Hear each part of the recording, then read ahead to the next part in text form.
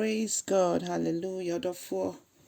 Onyankopon shall be brave, and then so yeda foforo nyame de ache yen. Wonya ne ye fie ketempa so no, wodi ye nim eje ama ya hoɔden. Ye ware hyem se ne ode ye befemu na wadom ye yakoma so ahwehwede nyinara. Eno nti Awurade yeda wase. Ye kan nyina ne se nyame nkronkro be kyerɛkyerɛ ye ne nte wase. Ebra ye twa wo ma ye to so mienu. Ewo Jesus Christ dim ne abompa. Hallelujah. Odofo me ma wakwa aba mjidi se ohu ye Awurade mo. Me do ba o ti ase senju medie yi so. Na yafa akenkan sam Efesofoɔ ma 18 num. Nchichemu aduonu ba akokosi aduonu enwotwe. Ephesians 5:21 to 28. Ekasa fa awareɛ ho. Na awareɛ ye Homhom adeɛ. Na Nyankopɔn ye Homhom no ne bibia waye bia no nso ne Homhom eta ye chiri. Eno nti yenti Awurade asem. Ose me koswara kase. Mumra mo ho ase ema mo ho. Ne kyese oyere ne kunu no.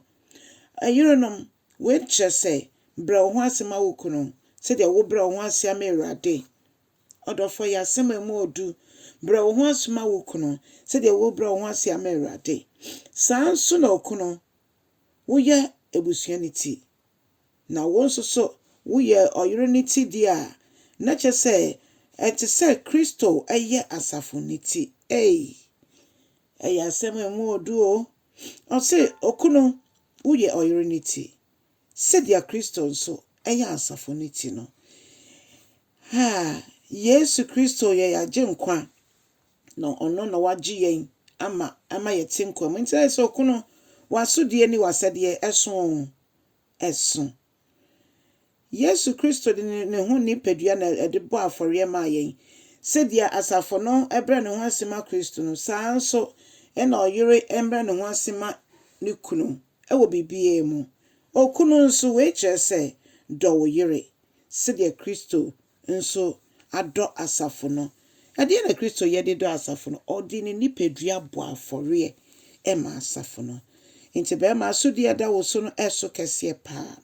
Inti Bible say do wo yere na said dia Kristo de nipadua man fa wo so fa wo homa saa na ose abasa na wo ma oba no ne hote efisa wo do no ebe mu ono so aye na afemu de say obabre ne ho ase eye ade aye nti ase ose Yesu Kristo ye we said dia be ya ode beda ne ho adi a che na asafo no eye Yesu Kristo ne yere. Eno nti se de be ye fini keka biara amanti no okuna waware wo yere no do no oba nso so bre wo ho ase ema wankasa wo kunu. Enye obi kunu wankasa wo kunu. Hallelujah. No se dia okunum osisa akwa na slo okunum nso esese modom wo yere no. Se de musifa dom amohunam no saa na mundo mo yere no. If you say nyame ke nyina wo kan Bible no edidi so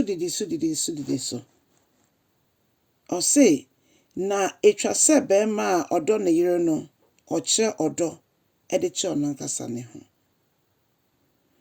Odofo set sadia na Onyankopon de yaware to Kristo ani asafo no ho dia.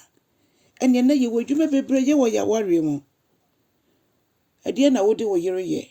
Oba ade na won so di wo kunu ye. Etwa se obuo ne ni de nkanka gidifo aware. Onyankopon enyi oba emfi be ma nan ase na wetietia ne so. Ena wanyi na emfi na pampem na oba nso so abetena be ma pampem. Onyankopon ewo no ane nyansem mu no oyi oba fi be ma emfi pade mu na kyese omobe nante abomu Italian beka se fianco side by side. Odofo awareɛ botai be na wo wa wo de kwa awareɛ mu amanfo ka se wanyi na warenti a ana wati ase se de na Yesu yi etwa se wa ware dada o sa fe na wo be ware o ma Ephesians 5 hanom 21 to 28 ɛnyɛ wɔ hia asɛm. Na yɛmbisa Nyame nkronkron no boa yɛn no nkyerɛ sɛ de tifa awareɛ. Ama yɛawareɛ tu hwa. Na yɛawareɛ ayɛ nsɛnda hɔ susudua de ama ɔmo wareɛ. Awareɛ Aborɔfo bɛka sɛ it's to be enjoyed. It is not to be endured. Sɛ wohunu amane na wohyɛ wo ho so sɛdeɛ Bible aka nti mengyae awareɛ. Nyɛ no. Ɛtwa sɛ obiara yɛ n'afa mu deɛ. Kyɛ asɛm no na obi nso yɛ nhyira ɛnnɛ. Amen.